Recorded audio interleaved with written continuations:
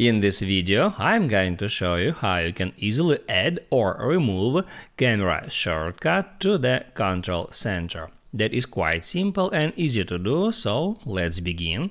And first, open up Settings, then scroll down until you find Control Center, just get into it. And here you can find two different sections. The first is included controls.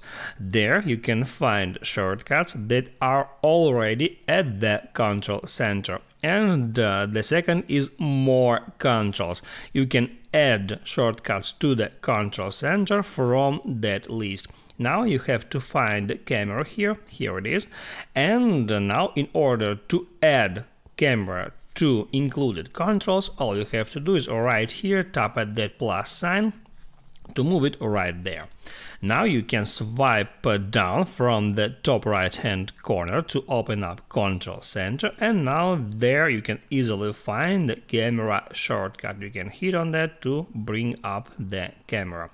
Also, you can change the order of that icon simply by dragging these icons right here at Control Center settings. And now if you open up Control Center, now you can find the camera icon at the very first position. I hope it helps you guys, so don't forget to like and subscribe.